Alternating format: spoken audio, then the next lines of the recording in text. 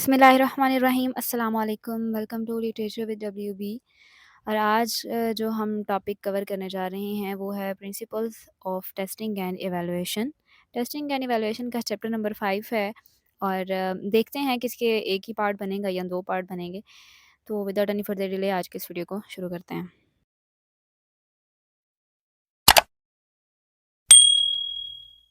सबसे पहले हम इस चैप्टर का छोटा-सा इंट्रोडक्शन देख लेते हैं कि हम इस चैप्टर में डिस्कस क्या करने जा रहे हैं। तो टेस्टिंग जो है वो एक क्रिटिकल पार्ट है एजुकेशन में, ठीक है? ना सिर्फ एजुकेशन में बल्कि हर एक फ़ील्ड में। आप कहीं पर भी जाते हो आपको सबसे पहले टेस्ट पास करना पड़ता है। एजुकेशन में तो चलो ठीक है हम लोगों को टेस्ट पास करने ही पड़ते हैं, लेकिन कहीं और भी जाएँगे, किसी भी और फ़ील्ड में, वहाँ पर भी जो है वो टेस्टिंग बहुत ज़्यादा ज़रूरी है, ठीक है? अब ये इंश्योर करवाने के लिए कि टेस्ट जो हैं वो फ़ेयर लिए गए हैं या फिर इसमें कोई धाँधली हुई है इन आवर लैंग्वेज तो इस चीज़ को जानने के लिए 4 प्रिंसिपल्स हैं जिनको के फॉलो करना ज़रूरी है। सबसे पहला प्रिंसिपल है हमारे पास प्रैक्टिकैलिटी। इस प्रिंसिपल में ये देखा जाता है कि ये जो टेस्ट है वो ईज़ी टू एडमिनिस्टर हो। एडमिनिस्टर का यहाँ पे क्या मतलब है कि जो भी इंस्ट्रक्शन आपने देनी है स्टूडेंट्स को, ठीक है? वो ईज़ी टू अंडरस्टैंड हो, क्लियर इंस्ट्रक्शन दी गई हों कि आपने ये करना है और ये नहीं करना। जो भी मटेरियल वगैरह यूज़ करना है वो भी ईज़ी टू यूज़ हो। टेस्ट लेने में आसानी हो, उसके बाद उसको स्कोरिंग करने में भी आसानी रहे और टेस्ट जो है वो अंडरस्टैंड करने में भी आसान हो कि समझ में आ रहा हो ईज़िली। और ये इतना कॉस्टली नहीं होना चाहिए कि बहुत ज़्यादा महँगा हो, महँगा भी इतना नहीं होना चाहिए। उसके बाद सेकंड प्रिंसिपल है वैलिडिटी। वैलिडिटी में ये चीज़ देखी जानी चाहिए कि जो टेस्ट जिसके लिए लिया जा रहा है, क्या उसमें वही चीज़ मेज़र की जा रही है? टेस्ट का जो मकसद है वो पूरा होगा या नहीं होगा? इसके अलावा रिलायबिलिटी। इसमें रिज़ल्ट्स के बारे में बात की जाती है। जब टेस्ट हो जाते हैं उसके बाद जब रिज़ल्ट होते हैं तो क्या रिज़ल्ट बनाने में या फिर टेस्ट चेक करने में कोई अनफेयरनेस तो नहीं हुई है, ठीक है? फेयरली टेस्ट जो हैं वो सारे चेक हुए हैं और इसको हम डिटेल से पढ़ेंगे कि इसका क्या मतलब है। उसके बाद फोर्थ वाला है wash back effect. Wash back effect में हम ये देखते हैं कि जो टेस्ट है वो पॉजिटिव लर्निंग को ही प्रमोट कर रहा है, कोई ऐसी चीज़ तो नहीं है जो कि हार्म हो स्टूडेंट्स के लिए जो उनको सिखाई जा रही हो, ठीक है? अभी जो प्रिंसिपल्स हैं वो ये इंश्योर करवाते हैं कि जो टेस्ट लिया जा रहा है वो वैल्यूएबल इन्फॉर्मेशन है उसमें और क्या वो एक गुड एजुकेशन को सपोर्ट करता है। इसके अलावा इन प्रिंसिपल्स की कुछ इम्पोर्टेंस है वो देख लेते हैं कि सबसे पहली कि ये जो अगर इन प्रिंसिपल्स पे अमल किया जाए तो ये बात की गारंटी आ जाएगी कि जो टेस्ट हैं वो यूज़फुल हैं और फेयर तरीके से लिए गए हैं। ये हेल्प करते हैं एजुकेटर्स को कि वो एक सही डिसीजन ले सकें। इसके अलावा ये प्रमोट करते हैं पॉजिटिव लर्निंग आउटकम्स को। इन सिंपल टर्म्स ये टेस्ट जो हैं वो लेने में आसान होने चाहिए, ठीक है? अंडरस्टैंड करने में आसान होने चाहिए। टेस्ट जिसके लिए लिया जा रहा है वो चीज़ उसमें लाज़मी मेजर की जानी चाहिए, ठीक है? उसके अलावा टेस्ट जो है वो कंसिस्टेंट होना चाहिए। कंसिस्टेंट का क्या मतलब है ये हम आगे जाके देखेंगे डिटेल के साथ। टेस्ट जो है वो लर्निंग में हेल्पफुल होना चाहिए और हार्म नहीं होना चाहिए, ठीक है? ये कुछ बेसिक चीज़ें थी जो कि इन प्रिंसिपल्स में हम लोग पढ़ने जा रहे हैं। तो सबसे पहले हमारे पास है प्रैक्टिकैलिटी। एजुकेशन में टेस्ट जो है वो इसलिए लिए जाते हैं ताकि ये देखा जा सके जो स्टूडेंट्स हैं वो एक सब्जेक्ट को कितना समझ रहे हैं। लेकिन ये टेस्ट भी उस टाइम यूज़फुल होंगे जब ये प्रैक्टिकल लिए जाएँगे, ठीक है? जिसका कि ये मतलब है कि ये क्रिएट करने में आसान हो, ठीक है? बनाने में आसान हो, देने में भी आसान हो और उसके बाद उनकी स्कोरिंग करने में भी आसानी रहे। अगर एक टेस्ट जो है वो लेने में भी बहुत ज़्यादा मुश्किल उसको पेश आ रही हो और साथ में बहुत ज़्यादा एक्सपेंसिव भी हो, तो ये बात गारंटी से नहीं कही जा सकती कि टेस्ट जो है वो इफ़ेक्टिव होगा। कुछ इम्पोर्टेंट फैक्टर्स हैं जो कि टेस्ट बनाते हुए उनको मद्देनज़र रखना चाहिए। सबसे पहला कॉस्ट। जो टेस्ट है वो एक्सपेंसिव हो सकता है लेकिन तमाम के तमाम स्कूल उसको अफ़ोर्ड नहीं कर सकते, ठीक है? फॉर एग्ज़ाम्पल हो सकता है कि एक टेस्ट में कुछ स्पेशल टूल्स और मटेरियल्स वगैरह की ज़रूरत हो और बहुत सारे स्कूल उसको अफ़ोर्ड ना कर पा रहे हों, ठीक है? और हो सकता है कि कुछ स्कूल्स उसको अफ़ोर्ड ना कर पा रहे हों। इसीलिए जिसने भी टेस्ट बनाना है, जो टेस्ट क्रिएटर्स हैं, उनको अपने ज़हनों में जो कॉस्ट है, वो लाज़मी रखनी चाहिए कि मेक श्योर करवाया जाए कि जितने ज़्यादा स्कूल्स इस टेस्ट को ले सकते हैं, उतने ज़्यादा वो ले सकें। इसीलिए कॉस्ट को लाज़मी ज़हन में रखें। इसके अलावा टाइम, अगर एक जो टेस्ट है वो कंप्लीट होने में बहुत ज़्यादा टाइम ले रहा है, तो और दूसरी क्लासेस भी आके उन स्टूडेंट्स के साथ इंटरैक्ट करेंगी, ठीक है? जिसकी वज़ह से जो स्ट्रेस है वो क्रिएट होगा वहाँ पे। फॉर एग्ज़ाम्पल एक लैंग्वेज टेस्ट है जो कि 10 घंटे ले रहा है कंप्लीट होने में, ठीक है? तो ये तो बहुत ज़्यादा स्टूडेंट्स जो हैं वो इसको प्रैक्टिकली कर ही नहीं पाएँगे। इसीलिए टेस्ट जो है वो जब डिज़ाइन किया जाए तो उसको रीज़नेबल टाइम लिमिट के मुताबिक जो है वो डिज़ाइन किया जाना चाहिए, ताकि ना तो वो ज़्यादा कॉस्टली हो, ना ज़्यादा वो टाइम ले, ठीक है? थर्ड वाला है ease to giving the test. कुछ टेस्ट ऐसे होते हैं जिनमें कि वन ऑन वन सुपरविज़न की ज़रूरत होती है, ठीक है? इसका क्या मतलब है कि सेपरेट-सेपरेट हर एक स्टूडेंट से टेस्ट लिया जाए, ठीक है? और अब इतना बड़ा अगर ग्रुप होगा स्टूडेंट्स का तो उसको मैनेज करना तो बहुत ज़्यादा मुश्किल होगा। फॉर एग्ज़ाम्पल अब सिर्फ़ आपके पास जो हैं वो चंद एग्ज़ामिनर्स अवेलेबल हैं, लेकिन हंड्रेड्स ऑफ स्टूडेंट्स हैं आपके पास, जिन्होंने टेस्ट देने हैं। अब ये टेस्ट लेना जो है वो इतना आसान काम तो नहीं होगा। हंड्रेड्स ऑफ स्टूडेंट्स हैं, लेकिन जो एग्ज़ामिनर्स हैं वो सिर्फ़ और सिर्फ़ चंद एक। जो टेस्ट क्रिएटर्स हैं उनको इस चीज़ के बारे में भी ध्यान रखना चाहिए कि जो टेस्ट है वो ईज़िली एडमिनिस्ट्रेटेड हो। इसलिए जो टेस्ट क्रिएटर्स हैं उनको अपने ज़हन में ये बात जो है वो रखनी चाहिए कि जो टेस्ट हैं वो ईज़िली लिए जाएँ बहुत ज़्यादा स्टूडेंट्स से, और बहुत ज़्यादा रिसोर्सेज़ की भी ज़रूरत ना पड़े। उसके बाद जो नेक्स्ट वाला पॉइंट है वो है स्कोरिंग एंड गिविंग फीडबैक। अगर एक टेस्ट को स्कोर करने में बहुत ज़्यादा टाइम लग रहा है तो स्टूडेंट्स को बहुत ज़्यादा वेट करना पड़ेगा अपने रिजल्ट्स के लिए, उनके फीडबैक के लिए, उनको ये जानने के लिए कि हमने टेस्ट में कैसी कारकर्दगी दी है। वैसे हमारे यहाँ मोस्टली यही होता है कि जो टीचर्स हैं वो टेस्ट लेके भूल जाते हैं कि अच्छा हमने तो कोई टेस्ट भी लिया था, और फिर स्टूडेंट्स को उनकी गलतियों के बारे में पता ही नहीं चलता कि हमने उस टेस्ट में क्या मिस्टेक की थी। और ये कोई इतनी प्रैक्टिकल बात नहीं है कि आप टेस्ट लें और उसके बाद उसको स्कोरिंग करने में बहुत ज़्यादा उसको डिले करते जाएँ, टाइम बहुत ज़्यादा लगे, और अगर कभी आपको वो वापस टेस्ट मिल भी जाए आपका स्कोर करके, तो आपको यही याद ना हो कि अच्छा ये हमने टेस्ट किस ज़माने में दिया था। अब ये जो चीज़ है वो लर्निंग को भी डिले करती है। किस तरह से लर्निंग को डिले करती है? इसी तरह से कि उनको पता ही नहीं चलता कि अच्छा हमने गलती क्या की थी उस टेस्ट में, ठीक है? और उनके नज़र में ये होगा कि अच्छा हमने सही परफ़ॉर्म किया होगा, और वो फिर उन गलतियों को पॉइंट आउट ही जब वो नहीं करते, तो फिर उनको वो ठीक कैसे करेंगे? इसलिए जो टेस्ट हैं वो इस तरह से डिज़ाइन किए जाने चाहिए कि उनको क्विकली और ईज़िली स्कोर जो है वो कर दिया जाना चाहिए, और फेयरली भी, ठीक है? एक्यूरेटली भी होने चाहिए। ये नहीं कि आप जल्दी में एक्यूरेट जो है वो रिज़ल्ट आप ना दें, स्कोरिंग आप ना करें एक्यूरेट। एक्यूरेट स्कोरिंग होना भी ज़रूरी है। इसीलिए ताकि स्टूडेंट्स जो हैं उनको उनका टाइम पे फीडबैक मिले, उनको पता चले कि हमने कहाँ पे क्या गलती की थी। इसके अलावा टाइप्स ऑफ टेस्ट। टेस्ट जो है वो 2 टाइप्स के हो सकते हैं। पहला है norm reference test. Norm reference test जो है इसमें क्या किया जाता है कि स्टूडेंट्स को एक-दूसरे के साथ कंपेयर किया जाता है, उनकी परफ़ॉर्मेंस को एक-दूसरे के साथ कंपेयर किया जाता है, और फिर उनको जो है वो स्कोरिंग की जाती है उसकी, और ये स्कोरिंग जो है वो आसान होती है। समटाइम्स इलेक्ट्रॉनिकली स्कैन्ड भी ये किया जाता है। ये जो टेस्ट हैं ये लेने में भी आसान होते हैं और इनको स्कोरिंग करने में भी बहुत ज़्यादा आसानी होती है। किस तरह से? क्योंकि ये जो टेस्ट होते हैं ये इनमें multiple choice, fill in the blanks, इन तरह के ये जो है फॉर्मेट्स के होते हैं टेस्ट। तो चूँकि इनका फॉर्मेट जो है वो स्पेसिफ़िक होता है, और समटाइम्स ये इलेक्ट्रॉनिकली भी लिए जाते हैं। इलेक्ट्रॉनिकली का क्या मतलब है कि ऑनलाइन ले लिए जाएँ, ठीक है? क्योंकि उनमें एक ऐसा सिस्टम होता है कि वो फ़ौरन से सही जवाब दिया है या गलत जवाब दिया है, उसको वो स्कैन करते हैं और फिर वो स्कोरिंग हो जाती है। At the end of the quiz और at the end of your test whatever you are giving. और ये जो है वो लार्ज ग्रुप से भी लिए जाते हैं, ठीक है? प्रैक्टिकली लिए जा सकते हैं। ये आसान होता है लेने में। दूसरी तरफ जो हमारे पास टेस्ट है वो है क्राइटेरियन रेफरेंस टेस्ट। ये जो टेस्ट है ये स्मॉलर स्केल पे लिया जाता है, और इसमें किसी भी एक स्टूडेंट का जो स्पेसिफिक उसकी जो स्किल है उसको जज करने के लिए, उसको जानने के लिए ये टेस्ट जो है वो लिया जाता है।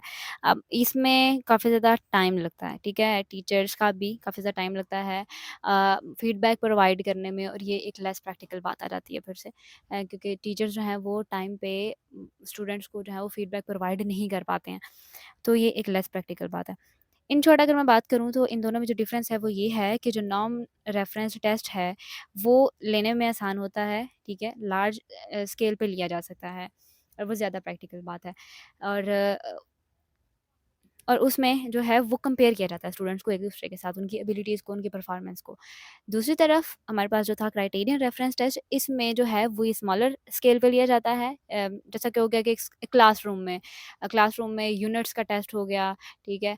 या फिर टीचर जो है वो कुछ क्विज़ेज़ वग़ैरह बना दे, तो इसे मतलब वैसे ही लिया जा सके। तो ये चीज़ आ जाती है इसमें। इन शॉर्ट अगर मैं बात करूँ प्रैक्टिकल टेस्ट की, तो जो अभी हम लोगों ने ये प्रिंसिपल पढ़ा है उसकी, तो ये जो है ये टेस्ट जो है वो अफोर्डेबल होना चाहिए। उसका जो टाइम है वो लिमिटेड होना चाहिए, ठीक है? रीज़नेबल टाइम जो है वो होना चाहिए। ईज़ी टू एडमिनिस्टर होना चाहिए और क्विक स्कोरिंग भी होनी चाहिए, ठीक है? उसके बाद हमारे पास जो नेक्स्ट है वो है रिलायबिलिटी। अब रिलायबिलिटी इन टेस्टिंग जो है, ये इस बात की श्योरिटी है कि जो टेस्ट के जो रिज़ल्ट्स हैं, क्या वो फ़ेयर हैं, ठीक है? टेस्ट को सही से स्कोर किया गया है या फिर नहीं। टेस्ट रिलायबिलिटी का जो है ना, ये हमें इस तरह से पता चल सकता है कि रिज़ल्ट्स में कोई फ़र्क ना आए, ठीक है?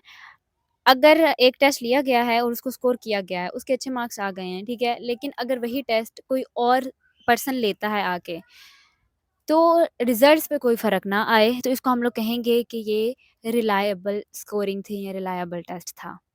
लेकिन कुछ फैक्टर्स की वजह से जो टेस्ट है वो लेस रिलायबल हो सकता है। कौन-कौन सी वजूहात हैं? हो सकता है टेस्ट को बाद में कुछ डिफरेंट डिज़ाइन से डिज़ाइन किया गया हो। इसके अलावा स्कोरिंग किस तरह से हुई है, ये भी मैटर करता है।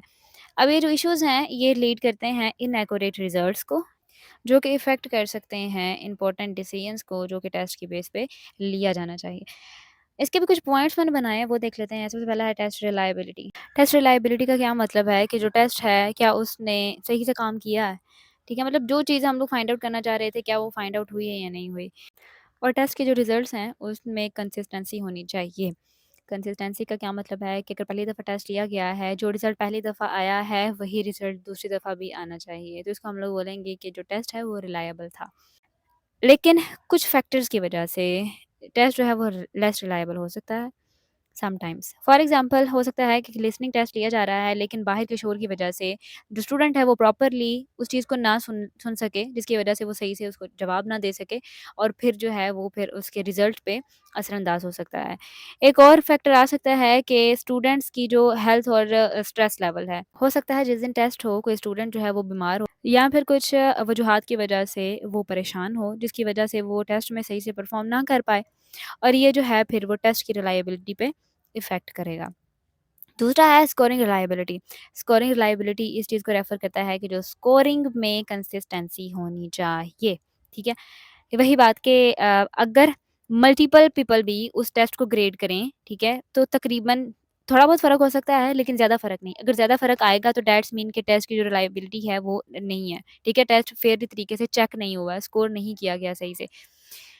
इसीलिए अगर वही टेस्ट अगर जो है वो ग्रेडिंग मल्टीपल पीपल भी करते हैं, जो स्कोर है वो एक जैसा आना चाहिए। लेकिन अगर जो स्कोरिंग करने के कुछ रूल्स होते हैं, ठीक है? स्कोरिंग करने के हमेशा कुछ ना कुछ रूल्स होते हैं।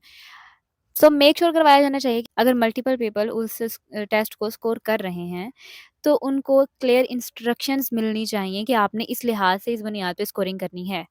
फॉर एग्ज़ाम्पल एक प्रोनंसिएशन टेस्ट है और कहा गया है कि 1 टू 5 जो है वो ग्रेडिंग करनी है, और without any instruction, clear instruction दी ही नहीं गई, गाइडलाइंस दी ही नहीं गई, और उनसे बोल दिया गया है कि आपने जो है वो स्कोरिंग करनी है। अब क्या होगा, ग्रेडिंग्स में डिफरेंस आ जाएगा, जिसकी वजह से हम लोग कह सकते हैं कि जो टेस्ट है वो अनरिलायबल है, रिलायबिलिटी नहीं रही टेस्ट में। अब इस चीज़ को रिलायबल करने के लिए क्लियर इंस्ट्रक्शंस देना कि किस तरह से टेस्ट को स्कोर करना है, ये बहुत ज़्यादा इम्पोर्टेंट है। अब कुछ डिफरेंट वेज़ हैं जिससे कि रिलायबिलिटी को मेज़र किया जा सकता है। सबसे पहला है टेस्ट रीटेस्ट रिलायबिलिटी। इसमें ये होगा कि सेम टेस्ट लिया जाए, सेम पर्सन से लिया जाए, लेकिन डिफरेंट टाइम्स में लिया जाए, और उसके बाद रिज़ल्ट्स को आपस में कंपेयर किया जाए, और अगर रिज़ल्ट्स सेम हों, क्योंकि देखिए टेस्ट भी सेम है, देने वाला भी सेम है, बस टाइमिंग का फ़र्क है, ठीक है? और अगर रिज़ल्ट्स जो है वो पहले रिज़ल्ट से मैच हो जाएँगे, तो दैट्स मीन टेस्ट जो है वो रिलायबल है। इसके अलावा इंटर-रेटर रिलायबिलिटी। अब असल पॉइंट में ये है कि डिफरेंट लोग जो हैं, उनकी आपस में एग्रीमेंट उनका कितना है। इसका क्या मतलब है कि सेम टेस्ट को स्कोरिंग करने के दौरान कितने लोगों लोगों की जो स्कोरिंग है वो मैच हुई है। ये इम्पोर्टेंट है कि जो टेस्ट हों वो ओपन एंडेड आंसर्स में लिखे गए हों, लाइक एसेस वगैरह, ठीक है? तो अपने हिसाब से जो लोग हैं वो स्कोरिंग करेंगे। ओके। इसमें एक टूल है कॉहन्स कैपा। ये जो है इसको इस टाइप की रिलायबिलिटी को मेज़र करने के लिए बेहतर रहता है। ये अब है क्या? कॉहन्स कैपा जो है ना, ये एक वे है जिसमें कि चेक किया जाता है कि 2 लोगों ने आपस में किस तरह से एग्री किया है जब वो स्कोरिंग कर रहे थे या फिर किसी चीज़ को जज कर रहे थे, ठीक है? ग्रेडिंग के दौरान। इसमें ये देखा जाता है कि सेम स्कोरिंग किस तरह से की गई है। मीन्स दोनों की स्कोरिंग को देखा जाएगा, ठीक है, कि कहाँ-कहाँ पे दोनों की जो स्कोरिंग है वो सेम है। हो सकता है सिर्फ़ और सिर्फ़ ओवरऑल रिज़ल्ट की स्कोरिंग जो है वो सेम हो, लेकिन जब अंदर की जो स्कोरिंग होती है, वो डिफरेंट हो। उसके बारे में भी एग्रीमेंट देखा जाएगा कि कहाँ-कहाँ पे एग्रीमेंट था। हो सकता है समटाइम्स जो है ये बाय चांस भी हो सकता है। एक हाई कोहेंस कैपा का क्या मतलब है कि 2 लोगों ने सिमिलर वे में स्कोरिंग की है, ठीक है? जबकि जो लो स्कोर का मतलब ये है कि ये लोग आपस में एग्री ही नहीं किया इन्होंने, और यही चीज़ हम लोगों को बताती है कि रिलायबिलिटी थी टेस्ट स्कोरिंग में या फिर नहीं थी।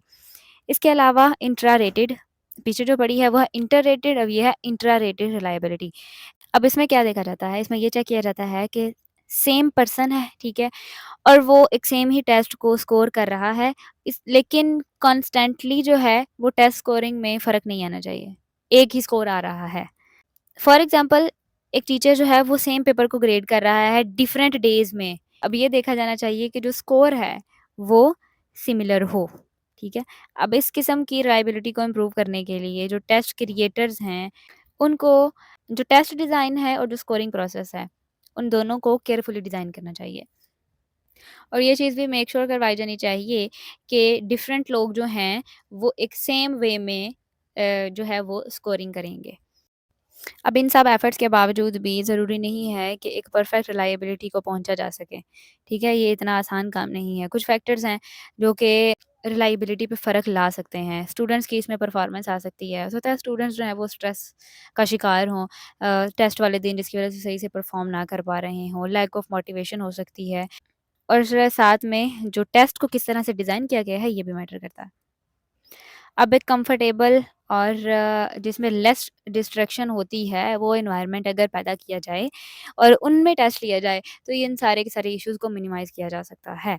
लास्टली रिलायबिलिटी जो है, यही सिर्फ़ एक इम्पोर्टेंट फैक्टर नहीं है टेस्टिंग में, वैलिडिटी भी बहुत ज़्यादा इम्पोर्टेंट फैक्टर है। वैलिडिटी जो है, वो भी इम्पोर्टेंट है, जिसका कि क्या मतलब है कि जो एम था टेस्ट का कि इस टेस्ट में ये मेज़र किया जाएगा, क्या वही मेज़र किया गया है उस टेस्ट में? इस चीज़ को मेक श्योर करवाया जाना चाहिए, ठीक है?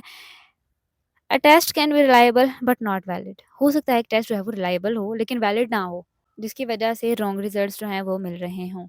इसीलिए रिलायबिलिटी और वैलिडिटी टेस्ट को डिज़ाइन करते टाइम इन दोनों चीज़ों का ख़्याल रखना चाहिए। ओके। अब ये हमारे पास जो नेक्स्ट वाला पॉइंट है वो है वैलिडिटी। बट वैलिडिटी के फर्दर आगे 4 पॉइंट्स हैं और ये वीडियो बहुत ज़्यादा लंबी हो जाएगी, तो मैं सोच रही हूँ कि वैलिडिटी पे एक सेपरेट सी वीडियो जो है वो बनाऊँ और उस वाली वीडियो में सिर्फ़ और सिर्फ़ एक वैलिडिटी वाले प्रिंसिपल को मैं डिस्कस करूँ।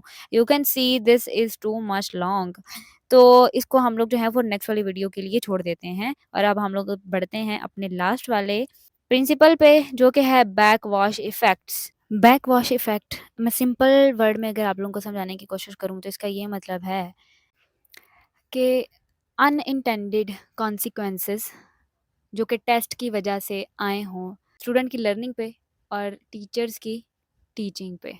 इन इफ़ेक्ट्स का जो असर है वो इस तरह से आ सकता है, टीचर्स किस तरह से सिखाते हैं, ठीक है? और जो स्टूडेंट्स हैं उनका फ़ोकस किस तरह से है, क्या चीज़ वो सीख रहे हैं। ईज़ी वे में अगर मैं बताऊँ तो हो सकता है कि जो टीचर्स हैं वो सिर्फ़ और सिर्फ़ चंद मटीरियल्स पे जो है वो उनका फ़ोकस हो और वो जो कुछ इम्पोर्टेंट फैक्टर्स को वो नेग्लेक्ट करते जाएँ। और जो स्टूडेंट्स हैं वो सिर्फ़ और सिर्फ़ याद करने पे ध्यान रखें और कॉन्सेप्ट्स को ना समझें। सिर्फ़ और सिर्फ़ याद रखने पे उनका ध्यान होता है, उनका फ़ोकस याद करना है कि टेस्ट में अच्छे नंबर आ जाएँ, कॉन्सेप्ट नहीं भी समझ में आता तो ख़ैर है। ये मैं सिर्फ़ एग्ज़ाम्पल दे रही हूँ, ठीक है? करिकुलम लेवल पे जो बैकवॉश इफ़ेक्ट्स हैं, वो किस तरह से होते हैं कि जब एक टेस्ट जो है, उसका फ़ोकस जो कुछ सिर्फ़ और सिर्फ़ सर्टेन स्किल्स पे होता है, लाइक ग्रामर और वोकैब्युलरी, कि सिर्फ़ इन दोनों चीज़ों पर जो है, वो हम लोगों ने फ़ोकस करना है। जबकि जो बाकी इम्पोर्टेंट एरियाज़ होते हैं, जो बाकी इम्पोर्टेंट फैक्टर्स होते हैं, उनको नेग्लेक्ट कर दिया जाता है, लाइक स्पीकिंग और लिसनिंग। इन दोनों चीज़ों को जो है, वो नेग्लेक्ट कर दिया, इग्नोर कर दिया।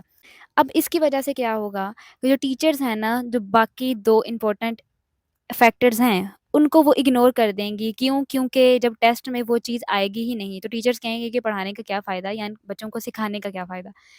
तो वो टेस्ट में जो आना है, सिर्फ़ और सिर्फ़ वो उन्हीं पे फ़ोकस करेंगी, ठीक है? ऊपर वाला देख लिया हम लोगों ने, करिकुलम लेवल का था। अब जो नीचे वाली चीज़ है, वो है इंस्ट्रक्शन लेवल।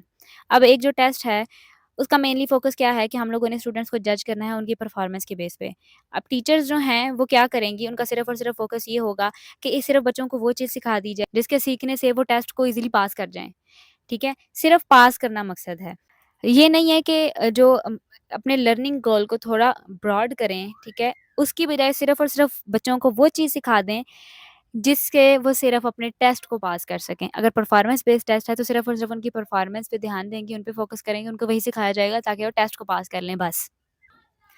अब इसका नुकसान क्या होगा? इसका नुकसान ये होगा कि हो सकता है कि जो स्टूडेंट्स जो हैं, वो टेस्ट में तो बहुत अच्छा परफ़ॉर्म कर लें, लेकिन वो कुछ इम्पोर्टेंट नॉलेज और स्किल्स को जो है वो इग्नोर कर दें या उनको वो सिखाई ही ना जाएँ, जो कि फ्यूचर में उनके काम आ सकती हैं।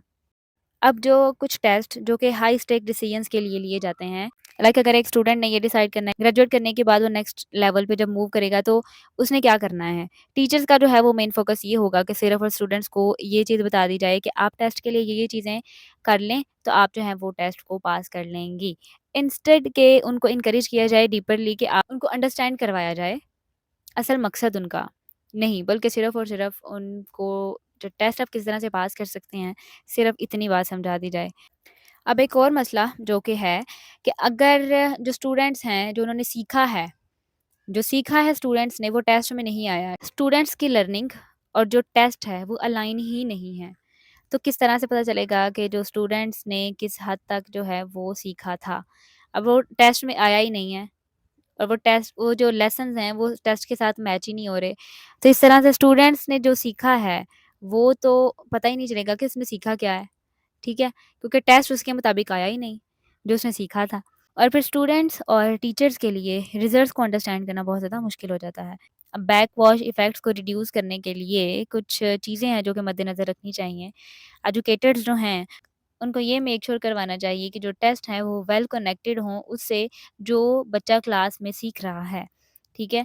डिफरेंट टाइप्स ऑफ असेसमेंट वगैरह का यूज़ किया जाना चाहिए जिसमें कि परफॉर्मेंस बेस्ड टेस्ट आ जाते हैं। क्योंकि इसमें जो है वो ओवरऑल स्टूडेंट्स की प्रोग्रेस जो है उसकी एक पिक्चर मिल जाती है हम लोगों को। और इससे क्या होगा कि स्टूडेंट्स को हेल्प मिलेगी कि वो सिर्फ़ और सिर्फ़ टेस्ट में ही अच्छा परफ़ॉर्म नहीं करेंगे बल्कि अपने रियल लाइफ़ सिचुएशंस में भी उसको अप्लाई कर सकेंगे और फ्यूचर में भी उनके काम आ सकेगा। तो ये था आज का लेक्चर होप सो कि आपको इसकी समझ आई होगी। आई नो ये बुक थोड़ी-सी बोरिंग है, लेकिन अब क्या करें पढ़ना तो है। तो जो एक पॉइंट इसका एक प्रिंसिपल रह गया है वो इंशाल्लाह मैं नेक्स्ट वाली वीडियो में इसको कवर करूँगी क्योंकि वो काफ़ी लंबा है, तो उसको एक सेपरेट सी वीडियो में बना लेना ये बेटर रहेगा। तो अगर चैनल पे नए हैं तो चैनल को सब्सक्राइब कर लें। वीडियो पसंद आई हो तो लाइक कर दें। मिलते हैं इंशाल्लाह नेक्स्ट वाली वीडियो में, तब तक अपना ख़्याल रखिएगा। अल्लाह हाफ़िज़।